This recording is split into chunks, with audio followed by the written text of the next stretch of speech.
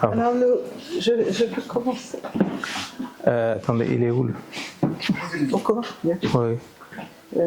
C'est... Très bien. Eh bien, écoutez, je me réjouis d'accueillir Monsieur Augustin Brutus qui défend depuis des années cette question cruciale de l'alimentation. Et tous les académiciens, tous les membres et amis se réjouissent justement d'accueillir cette exposition qui est en fait une application de vos travaux et de votre engagement depuis de longues années. Alors vous avez fondé des associations, vous avez donné une dimension internationale à ces associations et parmi les dimensions internationales, vous œuvrez pour une très belle collaboration avec la France, n'est-ce pas? Donc nous nous en réjouissons.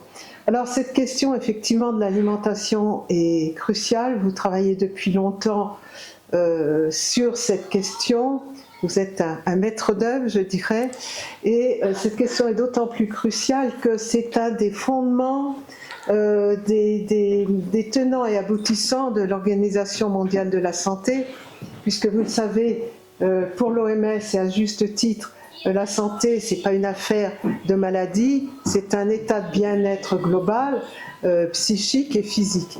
Et parmi les préalables à la santé, l'OMS affirme 4 mots, la paix, et nous mesurons effectivement l'importance de la paix dans cet objectif de se nourrir quand on suit l'actualité avec la crise en ce moment du Sud-Soudan, c'en est un exemple, mais malheureusement pas le seul. Donc la paix, un abri, un revenu et se nourrir. Donc faisons un constat, je vais être très rapide, mais le monde n'a jamais connu une telle croissance démographique et au moment où le monde voit cette dynamique démographique, le nombre de personnes sous-nutries a diminué. Donc, oui. Je dirais, c'est une performance grâce à un très grand nombre de facteurs sur lesquels vous travaillez. Et donc, c'est une très bonne nouvelle. Alors, effectivement, le nombre de sous-nutries a interrompu sa décroissance pour un certain nombre de facteurs. Nous ne les traiterons pas ici, mais je trouve que c'est très positif. Et l'Inde est un excellent exemple, avec effectivement ces céréales à haut rendement, qu'on critiquera peut-être aujourd'hui, mais enfin qui ont permis à des millions de personnes de se nourrir. Et puis très important aussi en Inde, ce sont les échanges régionaux. Oui, voilà. Quand il y avait un déficit dans tel État, eh bien il y avait du coup des transferts alimentaire, ce qui ne se fait pas partout et qui a joué un très grand rôle en Inde. Donc vraiment, on est très sensible à votre démarche, à tout ce que vous avez fondé. Et un dernier mot pour dire qu'aujourd'hui, le problème alimentaire, je le vois plus comme un problème, non pas de sous-nutrition qui reste et qui existe, mais de façon plus localisée, je le vois presque comme un problème de surnutrition déséquilibrée, puisque la population de la Terre aujourd'hui compte plus de personnes surnutries avec un facteur extrêmement défavorable qui est la très mauvaise qualité effectivement de ce surplus alimentaire au travers d'aliments trop sucrés, au travers de calories trop abondantes, etc. Donc c'est très intéressant de suivre cette transition, mais avant cette transition du sous vers le sur, eh bien il faut reconnaître tout ce que vous avez fait et vous contribuez du coup depuis de longues années à améliorer ce fondamental de l'OMS qui est se nourrir. Donc merci beaucoup messieurs et toute l'Académie vraiment vous applaudit. Merci. Je reste à côté. Oui, venez, on va... Enfin, alors... je voudrais remercier l'Académie puisque la demande et la proposition est venue d'elle et pour justement permettre à cette exposition qui a été réalisée par nos soins en Inde d'être exposée là pendant toute une semaine et qui va rester en France et qui va tourner un peu en Europe à la demande des écoles, des institutions, des universités, même des institutions gouvernementales. Donc comme vous avez dit, là c'est un résultat, ça fait, on travaille beaucoup sur la question question de formation, d'information, de conscientisation. Ça peut être des populations, ça peut être des politiques, ça peut être aussi des citoyens ou des scientifiques. Donc vous voyez là, ça fait c'est un outil qui va servir de formation et de prise de conscience de ces acteurs qui sont très importants.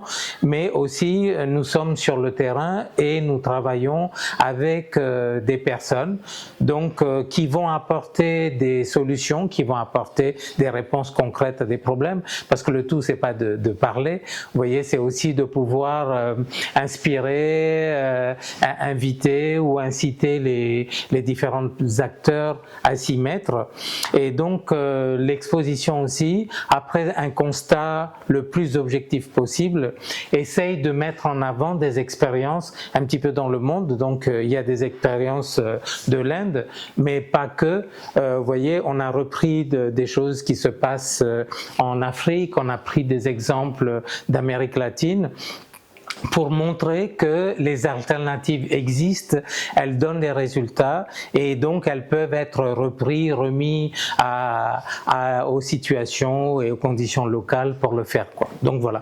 Donc pour nous c'était important d'être associés à des partenaires comme l'Académie des sciences d'outre-mer, donc pouvoir travailler avec ce réseau et nous aussi offrir le réseau d'acteurs sur le terrain à cette académie, mais aussi à d'autres personnes, vous voyez, pour tisser ces liens, parce que on se rend compte qu'on est complémentaires, qu'il faut que la science appuie le travail sur le terrain, il faut que le travail sur le terrain illustre ce qui est dit, les grandes avancées, les grandes décisions politiques. Donc on essaye de faire ce lien et de mettre en réseau. Vous voyez, les associations que j'ai créées travaillent beaucoup en réseau. L'idée c'est de mettre en valeur ce qui existe déjà, c'est essayer de faire que d'autres profitent des travaux qui ont été déjà faits, justement pour trouver des réponses beaucoup plus complexes aux situations qui sont complexes, quoi. Donc avec les défis, et je termine avec ça, donc les défis aujourd'hui qui sont majeurs, que ça soit le changement climatique, que ça soit le défi de la nutrition comme vous avez souligné, il nous faut être à la hauteur, il faut apporter des solutions ou des réponses à ces défis qui sont complexes. Et donc on tente de le faire ensemble avec tous.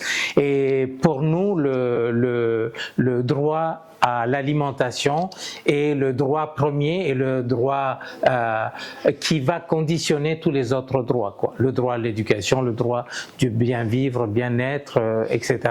Et donc faute d'alimentation, on n'arrivera pas à avoir une bonne santé mentale, une bonne santé physique et faire tout le reste. Donc voilà un des aspects de notre travail, qu'encore une fois qu'on est très heureux de pouvoir partager avec nos partenaires en Europe. Et donc on reste à l'écoute des retours, on reste à l'écoute aussi des nouvelles propositions.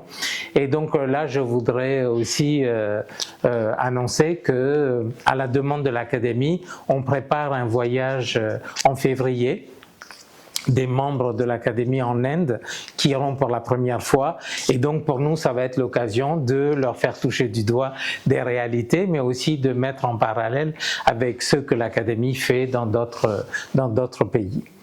Voilà madame, je vous remercie pour encore une fois votre accueil et votre invitation, et vous aussi les autres membres. Nous avons des partenaires de iDialogos qui est un think tank qui nous ont rejoints, d'autres personnes qui sont membres du lycée français de Pondichéry international qui va célébrer ses 200 ans l'année prochaine. Des amis de longue date qui ont travaillé, qui ont travaillé de longue date au rapprochement des institutions. Donc, on a travaillé, ils ont travaillé pendant 5 ans sur un rapprochement entre la Sorbonne et l'université de Pondichéry. Donc, on a aussi des gens, des amis, des gens de la famille qui sont là et qui vont un peu poursuivre tout ce travail et être des relais importants. Bien, merci monsieur. Encore toute notre reconnaissance pour tout ce que vous faites. Merci à vous. Donc, nous avons un peu de temps pour découvrir ces panneaux. Il faut descendre à 3h moins 5 pour la séance, mais vous aurez tout le loisir de remonter à la fin de la séance. Voilà, donc très bonne découverte de ces panneaux tellement instructifs. Merci. Merci beaucoup. Monsieur. Merci.